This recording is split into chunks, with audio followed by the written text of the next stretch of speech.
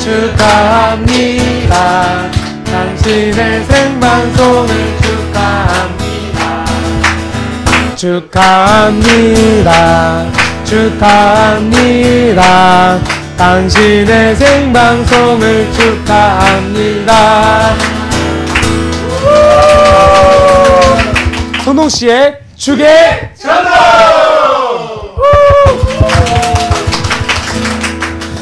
안녕하세요. 오늘은 성동씨의 주객 전도 두 번째 방송을 맞는 날입니다. 오늘 생방송을 듣고 계신 패친 SNS 친구 여러분 잘 지내셨나요? 저는 여러분들을 만난다는 설렘에 어젯밤에 잠을 설치다가 감기가 들었어요. 그래서 목소리가 좀 갈라지고 생방송이다 보니까 콧물이 나올 수가 있어도 생방송이다 생각해 주시고 양해해 주시고 많은 성원 부탁드립니다. 오늘은 김성동 의원님과 함께 최근 정치적으로 이슈가 되고 있는 많은 사안들에 대해서 내용을 다뤄보도록 할 건데요. 의원님 모시고 한번 들어보도록 하겠습니다. 김성동 의원님 나와주세요.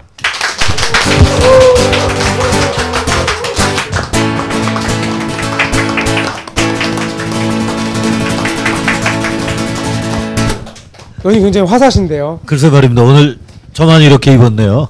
네. 예, 의원님 일주일 동안 어떻게 지내셨는지. 네, 아무래도 선거가 시작된 거나 마찬가지여서 굉장히 분주하고 바쁘게 지냈습니다. 예, 저도 페이스북에 올라온 글들이랑 사진을 보니까 굉장히 바쁘게 지내신 것 같은데 건강은 괜찮으세요? 네, 건강은 괜찮고 우리 최 MC가 감기가 걸리셨다고 그래서 괜찮으세요? 예, 네. 물어봐 주시네요. 예, 당황했습니다. 네. 예. 감기가 걸렸지만 열심히 하도록 하겠습니다. 네, 감사합니다. 질문으로 넘어가 보도록 하겠습니다. 네. 한나라당 예비 후보로 마포에 예비 등록을 하셨는데 최근 한나라당이 새누리당으로 바뀌었잖아요. 네. 당명이나 로고 색깔도 변한 걸로 알고 있는데 일각에서는 원발의 오줌누기다, 고식지게다 하면서 많은 의혹들이 있는데요. 그거에 대해서 어떻게 생각하시는지. 네, 저도 잘 알고 있고요. 지금 진행자께서 말씀하신 의견이 당내에서도 있었습니다. 다시 말하면 내용이나 본질은 그대로 되고 이름만 바꾼다고 될 일이냐? 또 어떤 분들은 이제 좀 풍자적으로 주방장은 그냥 그대로 두고 상호만 바꾼다고 그러고 신장기업이라고 써붙였다고 이건 고객 속이는 거 아니냐 이런 말씀도 하셨거든요. 근데 사실 제가 더 좀 가슴 아프게 생각하는 것은 이러한 노력이라도 하지 않으면 안 되는 지경까지 몰린 그런 절박감입니다. 우리가 14년 동안 한나라당이라는 당명을 써왔는데 아마 한국 정당 사상 가장 오래 유지된 당명이라고 하거든요. 그렇게 여러 당원들이나 또 국민들께서 익숙하게 생각하시던 한나라당이라는 당명을 바꾸지 않으면 안 될 지경까지 만든 데 대해서는 모든 당원들 중에서도 특히 저희 국회의원들이 깊은 책임감과 죄송함을 당원들께 또 국민들께 느껴야 된다고 봅니다. 오히려 이번을 계기로 해서 정말 저희들이 중요한 것은 어떤 정신 자세 또 태도 이런 거가 아닌가 생각하고요. 당명을 바꾼 만큼 그런 거에도 정말 새로운 쇄신과 혁신이 꼭 필요하다 이렇게 생각을 합니다. 예, 저도 선거와 맞물리는 시기에 당명이 바뀌게 돼서 좀 의혹이 있었는데요. 그래도 의원님 말씀처럼 절실한 상황이니까 이제 새롭게 변하는 새누리당 한번 기대해 보겠습니다. 네, 감사합니다. 네, 잘하겠습니다. 예, 새누리당이 지금 위기라고 할 만큼 많은 문제가 있잖아요. 특히 지금 전당대회에서 돈봉투가 살포된 것에 관련해서 박기태 국회의장님이 사퇴를 하셨는데 이 문제에 대해서는 또 어떻게 생각하시는지. 네, 아주 부끄럽죠. 그리고 면목이 없습니다. 사실은 참 정치하는 사람으로서 가슴에 손을 얹고 생각을 할 때 이것이 비단 이번 사건뿐만이 아니라 여야 모두 정치하는 사람들이 일상적인 관행처럼 생각해 오던 그런 일들도 이제는 더 이상 국민들이 용납하지 않을 정도로 국민의 의식, 도덕성 또 어떤 사회적인 문화 여건이 이렇게 진전됐다 이렇게 생각이 되거든요. 그래서 정말 앞으로 이런 일이 결코 있어서 안 되겠고요. 이 모든 면에서 우리 정치가 새로워지는 그런 어떤 그 하나의 계기라고 할까요? 네, 이런 게 돼야 된다 이렇게 생각을 하죠. 예. 그런 면에서 제가 여쭤보고 싶은 게 요즘 이제 젊은이들뿐 아니라 이제 기성세대들에게서도 박희태 의장에 대한 돈봉투 사건이나 일련의 사건들이 주는 어떤 이슈들이 책임 있는 정치인에 대한 다시 한 번의 그 어떤 중요성 이런 것들이 굉장히 거듭되고 있는데 의원님이 생각하시는 책임 있는 정치인 이런 부분이 어떤 부분이 될까? 네, 이제 그 사실 정치하는 사람으로서 늘 고민하는 것 중에 하나가 정치가 이제 정치하는 사람들만의 리그 게임이 되면 안 되거든요. 근데 정말 국민들의 눈높이에서 모든 것을 보고 생각해야 되는데 그런 그 괴리가 있는 게 틀림없는 사실입니다. 저는 저 개인적으로는 정말 민생의 정치, 소통의 정치 이런 게 이루어져야 된다고 보는데 그러다 보니까 이런 일들이 벌어지는 거예요. 그래서 국민들이 정말 그 생활 현장에서 얼마나 절박하고 절실하고 단 얼마를 가지고도 시장 볼 때 아끼시는데 스스럼 없이 그런 봉투가 건네지고 또 어떤 그게 관행처럼 이렇게 여겨지고 이런 것은 참 부끄러운 일이죠. 자성해야 된다고 생각을 하고 저부터 가다듬겠습니다. 좀 말씀 감사합니다. 저도 이번 일을 계기로 아예 부정적인 모습들이 다 위로 올라와서 다시 이제 새롭게 변하는 국회의원의 모습들이 보였으면 좋겠습니다. 네. 다음 질문으로 넘어가 볼게요. 네. SNS가 말 그대로 지금 광풍을 일으키고 있는데요. 올해 총선에서도 크게 영향을 미칠 것으로 예상이 되잖아요. 요즘 이슈가 되고 있는 나는 꼼수다와 네. 같은 1인 미디어 체제가 사회에 불어져오는 파급력이 엄청나다는 건데요. 네. 그래서 이러한 영향력이 부정적인 영향으로 미칠 수 있다고 많은 분들이 우려를 하고 계시니까 네. 이제 그 부분에 대해서 어떻게 생각하시는지. 예, 모든 미디어, 모든 테크놀로지는 다 가치 중립적이라고 생각을 하거든요. 그것을 이용하는 사람의 어떤 목적으로 어떤 그 용도로 쓰느냐에 따라 달라진다고 봅니다. 저는 SNS 특히 이런 거의 발달이 상당히 국민과 정치인과 또 개인과 개인 간의 소통에 굉장히 그 기여하는 바가 크다고 봅니다. 정치 부분만 하더라도 그 어떤 참여 민주주의, 국민이 자기의 목소리를 자신 있게 내고 그것이 여론에 반영이 될 수 있는 통로가 얼마든지 될 수가 있거든요.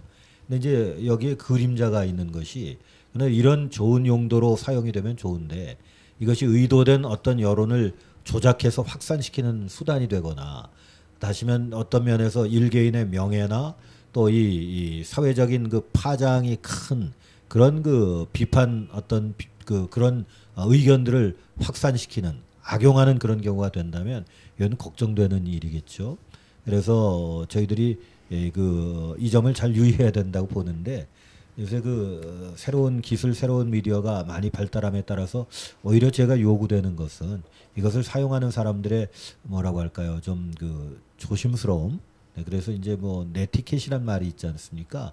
네티즌들의 에티켓 이런 것이 SNS 상에서도 필요하지 않겠느냐. 발달하는 기술을 수용할 수 있는 우리의 어떤 그런 그 에티켓도 같이 좀 이렇게 비례가 됐으면 좋겠다 이런 생각을 합니다.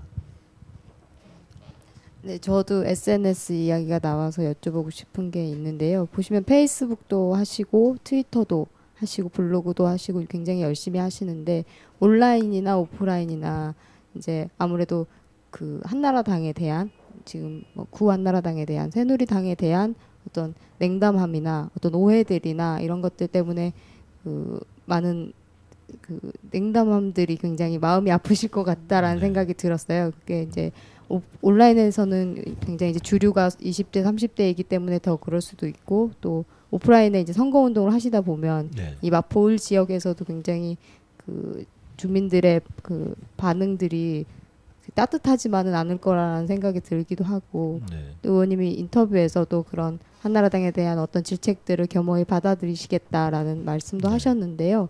이제 그런 분위기나 말들을 들으실 때 어떤 마음들이 또 드시는지. 감사하게 저는 우선 생각을 해요. 왜냐하면 그 비판보다 더 무서운 건 무관심인데, 그래도 비판해 주시고 꾸지람해 주시는 것은 그만큼 일말의 기대감이나 또 그런 게 있어서 그러신 거 아니겠어요? 그래서 이제 그런 것은 그렇게 받아들이고 있고 또 지금 온라인상의 SNS나 이런 거에서 우리 한나라당에 좀 우호적이지 않은 의견들이 많이 있는 것은 당연한 반영이라고 봐요. 투표율 같은 거 봐도 투표 결과 같은 걸 봐도 우리 당이 취약한 계층이 20대에서 40대다 이런 말을 많이 하는데 실질적으로 SNS 이런 것을 능숙하게 이용하실 수 있는 분들이 바로 그 연령층이랑 겹치거든요. 그러니까 이 온라인상에 올라오는 의견들이 그런 게 반영되다 보니까 한나라당에 대해서 비판적인 의견들이 많은 건 전 당연하다고 그렇게 생각을 합니다. 난 이제 이번 기회에 하나 말씀드리고 싶은 것은 그 사실 콘텐츠보다 어떤 면에서 태도가 더 중요하다. 이게 언론학의 일반적인 이야기거든요. 그러니까 내용은 참 좋고 또 그 취지도 충분히 이해를 하는데 그 표현하는 방식이 조금 거칠어서 그 설득력이 오히려 떨어지는 경우는 참 안타까운 겁니다. 그래서 참 그 아주 정말 아픈 이야기를 정말 정중하게 표현을 해서 저희들 가슴을 저리게 하는 그런 내용도 있지만 취지는 분명히 이런 거다 이해는 되는데 표현이 거칠어서 그 취지조차도 좀 이렇게 훼손되는 경우가 있는 것은 제가 조금 안타깝게 생각을 하지요. 네. 예, 그러면은 다음 질문으로 넘어가겠습니다.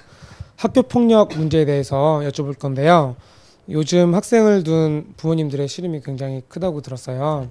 이제 학교 폭력으로 인해서 자살도 많이 하고 또 그런 거에 대한 문제가 지금 많이 불거지고 있는데 자녀들과 학생들을 둔 부모님들의 걱정과 우려를 줄이기 위해서 의원님께서 지금 가지고 계신 대안책은 어떤 것이 있는지. 네, 이게 참 고민되는 그런 부분입니다. 그리고 구체적인 대안을 말씀드리기가 참 힘들다는 것도 정말 죄송스럽게 생각을 합니다. 그런데 이 근본적인 책임은 어른에게 있다고 생각을 하고요. 저도 이제 그 언론학을 공부하고 가르쳤던 사람으로서 매스미디어의 책임도 참 크다고 생각을 합니다. 이건 결국에 가치관의 문제거든요. 우리 진행자는 어떠셨는지 모르겠습니다만 저희 학교 때는 이 정도의 일까지 있지는 않았습니다. 약한 학생들이 있으면 서로 부축해주고 또 이렇게 이끌어주고 이것이 그 어떤 우정이고 또 이것이 당연한 해야 될 친구 간의 의리라고 생각을 했는데 요새는 오히려 뭐 정말 좀 죄송한 표현입니다만은 준조폭적으로 조직적으로 갈취를 하고 협박을 하고 애를 먹이고 그러다가 결국에는 동료 학생의 생명까지 스스로 끊게 만드는 지경에 이르게 한다면 무슨 할 말이 있겠습니까? 이제 저희가 소관상의가 문화체육관광방송통신위원회 국회에서요. 저희들이 끊임없이 이런 걸 만들고 있는 어떤 뭐라고 할까 사회적인 환경, 그러면 게임물 아니면 영화, 뮤직비디오 이런 데 폭력성, 선정성 같은 걸 많이 지적을 하거든요. 그러니까 한편에서 보여지는 것은 이제 엄청난 그런 것들을 보면서 닮지 말라, 배우지 말라 이런 것은 문제가 있거든요. 그러니까 우리 학생들 현장에서 일어나는 그런 일들의 근본적인 책임이 누구에게 있느냐? 이것은 저는 기성세대가 반성해야 된다고 봅니다. 제도적으로도 취약한 게 많은데요. 보니까 우리나라의 학교 폭력의 3분의 2가 중학교에서 주로 이루어지는데 우리나라 한 3,100여 개의 중학교 중에 이 부분의 상담 교사, 상담 인력을 갖고 있는 게 199개 정도 학교밖에 안 돼요. 그러니까 겉으로는 걱정하고 대책이 필요하다 하면서 실질적으로는 좀 방치되고 있는 면이 참 많습니다.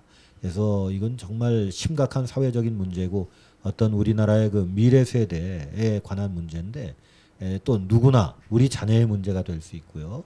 꽃다운 우리 청소년들이 사실 학교 폭력은 피해자도 피해자고 가해자도 또 피해자다고 이렇게 생각을 합니다. 그래서 정말 그런 기성세대로서의 우선 책임을 느끼고 이런 어린 학생들이 발랄하게 자라날 수 없도록 이런 환경적인 여건을 제공하지 못하는 그런 책임을 많이 느끼는데 구체적인 대책에 대해서는 저도 깊이 고민하고 좀 더 정말 실효성 있는 대책을 후에 말씀드리고 싶습니다. 네. 정말 좋은 구체적인 대안으로 네. 우리 아이들이 잘 클 수 있는 세상이 왔으면 좋겠습니다. 네, 그렇습니다. 예, 이제 아이들이 컸을 때 이제 문제에 대해서 이제 여쭤볼 건데요. 청년 실업 문제에 대해서 이제 짚고 넘어가고 싶어요. 네. 저도 대학을 다니면서 취업 문제로 고민하던 시절이 있었는데요.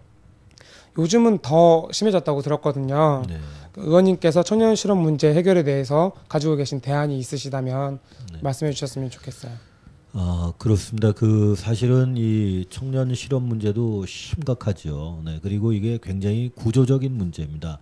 우리나라의 산업 구조의 어떤 변화와도 직결되어 있는 문제고요.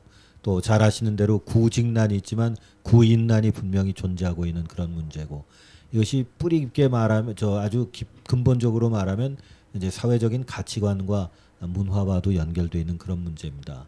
그래서 이 취업난 해소하는 데 있어서 여러 가지 중지가 모아져야겠는데, 정말 그 여러 가지 그 전문 인력, 기술 인력을 대해서 이렇게 우대를 한다든가, 그런 제도적인 또 어떤 그 방안을 만들어서 청년들의 취업 그 쿼터라고 그럴까요? 취업 비중을 높이는 그런 기업에 대해서 정부에서 적극적인 지원이나 메리트를 준다든가 여러 가지가 있을 수가 있겠고요. 또 하나 말씀드리고 싶은 것은 바로 이제 저희가 또 페이스북을 지금 이제 통해서 여러 가지 SNS를 활용하고 있는 이 정치 커뮤니케이션, 즉 선거에 있어서 이런 방법을 이제 모색을 하고 있는데, 이번에 저희가 뭐라고 할까, 그게 굉장히 도움을 받고 서로 이렇게 협력하고 있는 것이 바로 이제 제가 재직하고 있던 한세대학교의 학생들이 창업한 그런 소셜시티라는 그런 기업이에요. 그러니까 우리 세대들이 취업도 취업이고 또 그렇게 뭔가 새로운 의욕을 가지고 출발하려는 젊은이들을 좀 나름대로 돕고 이렇게 좀 격려할 수 있는 그런 어떤 창업 지원이라든가 이런 것도 좀 구체적으로 모색해 나갈 필요가 있지 않느냐, 이런 생각이 듭니다. 사실 그 모든 가정에 대학을 졸업하고 취업을 희망하는 청년들 자녀들이 있으면 정말 그 가족들 간에도 또 그런 그래서 그런 이야기들 저도 많이 듣고 있거든요. 그래서 이런 일하고 싶어하는 청년들한테 일할 수 있는 기회를 많이 마련해 줄 수 있는 사회가 건강한 사회라고 보는데, 그런 점에서 우리가 그 심각한 그런 지경에 와 있는 것 같아요. 이게 당도 그렇고 또 저도 그렇고 이 부분은 꼭 풀어야 될 그런 숙제라고 생각을 합니다.